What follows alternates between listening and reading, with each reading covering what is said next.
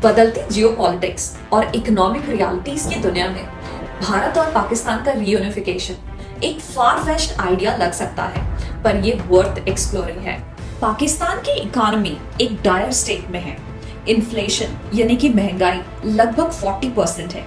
पिछले वर्ष पाकिस्तान रुपए में 33% की गिरावट आई है। फॉरेन रिजर्व्स बस 3 वीक के इंपोर्ट्स के ही बचे हैं। हर एक पाकिस्तानी की डेली लाइफ्स फ्यूल की कमी, बिजली कटौती और व्हीट फ्लावर शॉर्टेज की कमी से अफेक्टेड है। पिछले महीने ब्रिटेन के फरहान जेफरी ने एक हॉरिफिक वीडियो को शेयर किया, जिसमें रोड में सैकड़ों लोग आटा ले जाने वाले ट्रक के पीछे भागते देखे गए। इस बीच इंडिया ग्लोबली सबसे तेजी से बढ़ती हुई इकोनॉमी है। Unicorns are rising and airplanes record plane orders दे रहे हैं। कॉन्ट्रास्ट बहुत क्लियर है।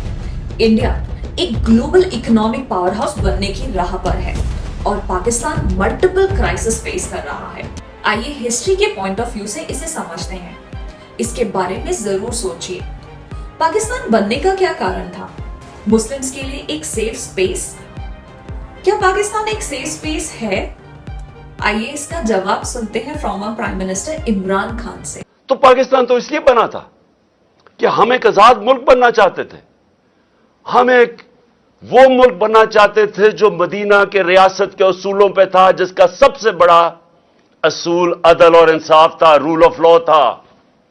सब कुछ आ गया, रूल ऑफ लॉ ही नहीं आया। 1990 में इंडिया और पाकिस्तान की पर कैपिटा जीडीपी लगभग बराबर थी, लेकिन 2021 में इंडिया की जीडीपी पर कैपिटा लगभग 2400 यूएसडी है, जो पाकिस्तान से अप्रोक्सीमेटली 50% ज्यादा है। और 1940s में जो नरेटिव बनाया जा रहा था कि भारत में मुस्लिम्स अनसेफ है, वो नोशन भी अब गलत साबित हो चुका है।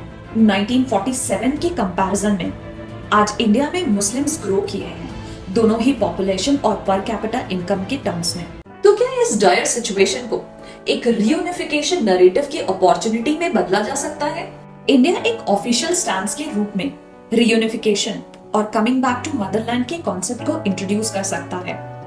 यह वैसे ही है जैसे हम इसे पाकिस्तान ऑक्यूपाइड कश्मीर या पीओके कहते हैं। हमने दशकों से इसे यही कहा है, फिर भी हमने ग्राउंड में पीओके को वापस पाने के लिए एक्चुअल स्टेप्स नहीं लिए। पीस को मेंटेन करने के लिए हम करंट स्टेटस मेंटेन कर रहे हैं। डोमेस्टिकली ये स्टैंड्स अखंड भारत के विजन के अकॉर्डिंग अलाइंड है। इनफैक्ट 2022 में CVoter centre for policy research survey के अकॉर्डिंग 44% इंडियंस पाकिस्तान के साथ फिर से रीयूनिफिकेशन चाहते हैं। भले ही ये परसेप्शन बनाया गया हो कि हिंदूस मुस्लिम्स को हेट करते हैं, बट ये सच नहीं। हिंदूस अब्दुल कलाम को नहीं, अजमल कसब को हेट करते हैं। Understand the difference. Specifically Pakistan occupied Kashmir, जो पाकिस्तान द्वारा ऑक्यूपाइड जम्मू एंड कश्मीर का हिस्सा है, के लोग प्रोटेस्ट कर रहे हैं और वो पीओके का मर्ज इंडिया के साथ चाहते हैं। यह इंडियन ग्रोथ स्टोरी का पार्ट बनने की डेस्परेशन को दर्शाता है। वायरल वीडियोस में डेमोन्स्ट्रेटर्स को दोनों देशों को जोड़ने वाली कारगिल रोड को रीओपनिंग की मांग करते हुए देखा गया है। Rajnath Singh, union defence minister, ने भी एक इंटरव्यू में कहा कि संसद में पीओके को लेकर एक सर्वसम्मत प्रस्ताव पारित है कि वह भारत का ही हिस्सा था, है और आगे भी हम मानते रहेंगे। अब तो आप ये देख रहे हैं कि पीओके में क्या हो रहा है। मैंने एक बार कहा था कि मुझे लगता है कि बहुत ज़्यादा हमको कुछ करने की जरूरत नहीं पड़ेगी। पाक ऑक्युपाइड कश्मीर के लोगों पर जो जुल्म ढाया जा रहा है, वहीं से यह डिमांड उठेगी कि हमको भारत में अपने को मर्ज करना है। यहाँ तक कि इंडियन गवर्नमेंट का स्टैंड भी क्लियर हो रहा है। न्यू पार्लियामेंट बिल्डिंग की एक पेंटिंग में अखंड भारत के मैप को शो किया गया। इस पर यूनियन मिनिस्टर प्रहलाद जोशी ने ट्विटर पर कहा, संकल्प स्पष्ट है, अखंड भारत। वैसे फुल रीयूनिफिकेशन एक डिस्टेंट गोल हो सकता है, but loose confederation, trade agreements और ट्रैवल रेस्ट्रिक्शंस में कमी जैसे स्टेप्स दोनों देशों को करीब ला सकते हैं। तो इंडिया पाकिस्तान के लोगों को यूनाइट करने के लिए वास्तव में क्या करना होगा? ये डेफिनेटली आर्म्स के द्वारा नहीं किया जा सकता।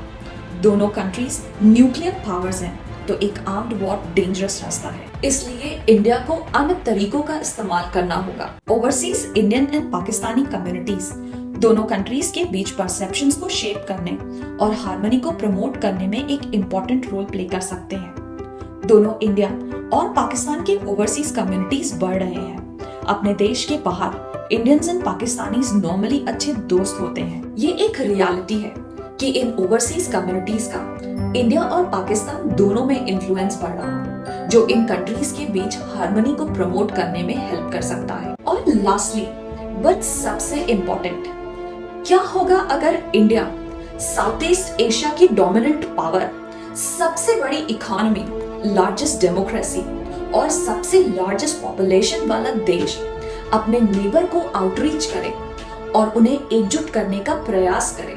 ये कैसा अपीयरेंस देगा?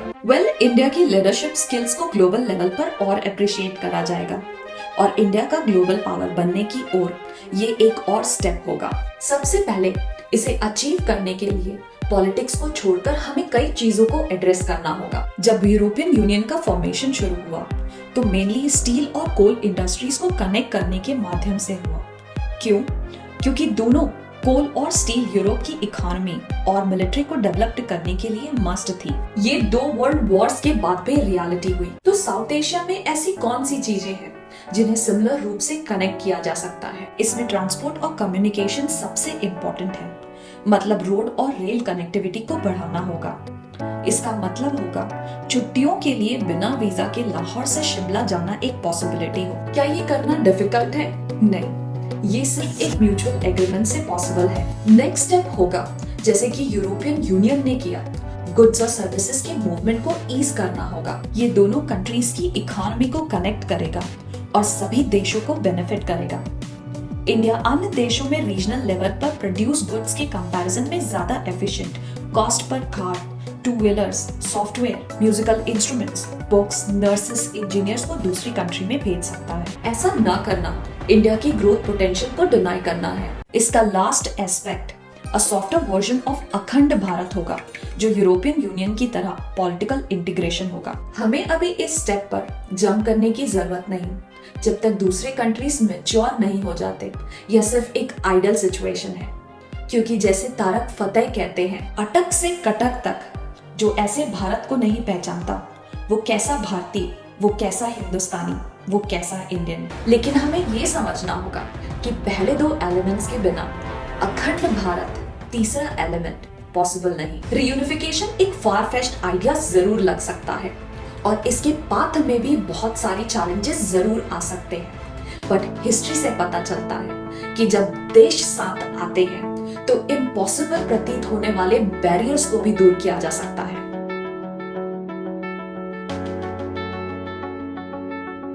Do comment and share your opinions with us.